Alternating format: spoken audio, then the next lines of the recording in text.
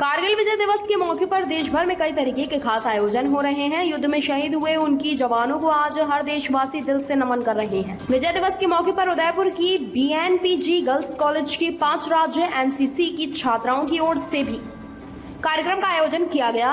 इस दौरान छात्राओं के देश के शहीदों को श्रद्धांजलि देते हुए एक नाटक का मंचन किया। किस तरह से एक सैनिक अपने सारे रिश्तों को भुलाकर देश की रक्षा के लिए बलिदान हो जाता है।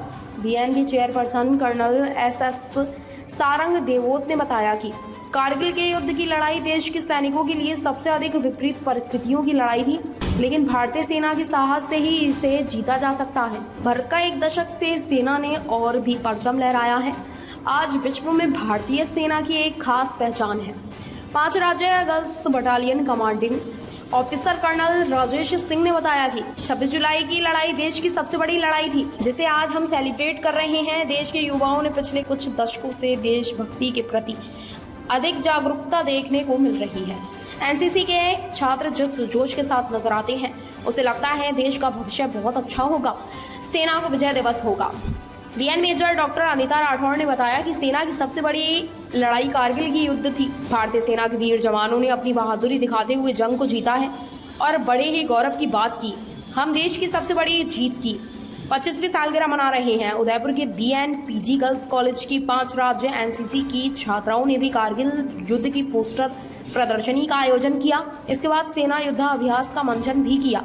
कार्यक्रम के दौरान colonel professor Shiv Singh Sarang Devot, chairperson Bhopal Nobles University colonel Rajesh Singh, commanding officer doctor Mahendra Singh Rathore, सचिव विद्या प्रचारिणी सभा मोहब्बत सिंह राठौड़, प्रबंधन निदेशक भोपाल नोबल्स विश्वविद्यालय राजेंद्र सिंह झाला, संयुक्त सचिव विद्या प्राचारिणी सभा शक्ति सिंह राणावत, वित्त सचिव विद्या प्राचारिणी सभा, सभी संकाय के अधिष्ठाता और छात्र उपस्थित रहे।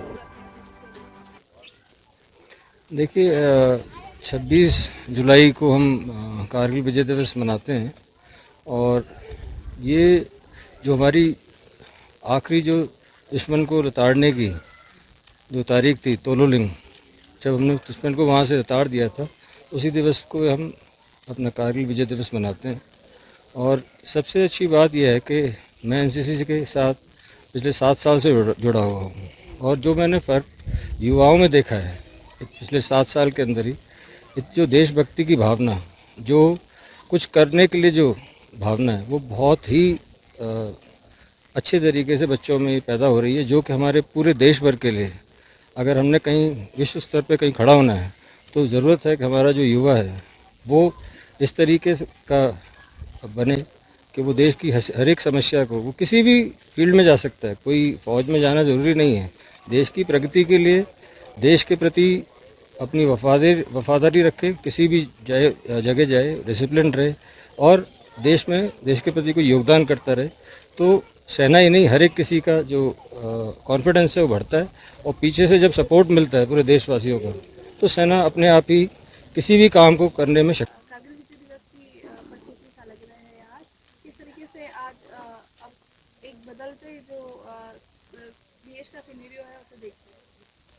देखिए, 25 को जो कुछ हुआ था वो बहुत एक विश्वास पे लेके किया गया था और हमने कभी सोचा नहीं था कि हमारे इतने ऊंचे पहाड़ों पे जो हमारा समझौते के अनुसार इस तरह से वो अपना कब्जा बना लेंगे। लेकिन एनीवे बहुत ही हमारी सेना ने वीरता के साथ उस युद्ध को जीता था और उसी के उपलक्ष्य में आज हम विजय दिवस मनाते हैं प्रतिवर्ष। हमने बहुत सी लड़ाई लड़ी हैं, 1948 की लड़ी है, 61, 62, 65, 71, लेकिन वो लड़ाई थोड़ी हटके थी। सबसे बड़ी बात थी कि हम सभी तरह से सुसज्जित होने के बावजूद भी उस युद्ध को उस तरह से लड़ नहीं पा रहे थे, क्योंकि हम ये चाह रहे कि हम ऊंचाई पे थे, हम नीचे थे। तो जिस तरह से हमारी सेनाओं ने जो एक बहुत ही जज्बा के साथ हमारी राष्ट्रीय सुरक्षा, हमारी जो राष्ट्रपति की एकता, या हम कहते हैं कि हमारी सीमाओं की जो आक्रमण की कैसे रक्षा की जाए, सेना का आंतरिक जो विद्रोह होता है, आंतरिक जो हमारा कुछ संकट होता है, उसमें भी सेना खड़ी रहती हैं। तो भारतीय सेनाओं का विश्व में बहुत बड़ा ऊंचा दर्जा है और हमें इस पे गौरव और गर्व होना चाहिए। देखिए कि आज जो भारत की जो सैन्य शक्ति है बहुत ही सर्वोच्च शक्ति है।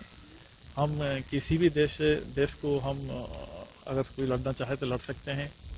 और सबसे बड़ी बात है कि हमारी युवाओं में आप देखिए आज एनसीसी के छात्रों जिस तरह से हमने प्रस्तुतियाँ दी और जिस तरह से उनकी एक राष्ट्रवाद का भाव है, वो हमें कहीं कि ऐसा लगता है कि हमारे आने वाली पीढ़ी में जो हम कभी कभी राष्ट्रीय चरित्र को लेकर चिंता करते हैं, तो अब मुझे लगता है कि ऐसी कोई बात नहीं है। और वैसे पिछले करीब 2 दशक से और स्पेशली 1 दशक से जो भारत का पूरा विश्व में जिस तरह से एक परचम फैलाया गया है और जिस तरह से जो एक बाकी जो बड़े शक्तिशाली देश भारत को जिस नज़र से देख रहे हैं, न केवल हमारे सैन्य शक्ति बल्कि हमारे जो भारतीय सभ्यता संस्कृति है, जो हम कभी अखंड भारत की कल्पना करते थे, मुझे लगता है कि उस अखंड भारत की ओर बढ़ रहे हैं। ताज़ा खबरों से जुड़े रहने के लिए हमारे चैनल को सब्सक्राइब करें और बेल आइकन को दबाना ना भूलें ताकि हर खबर की नोटिफिकेशन आपको मिलती रहे।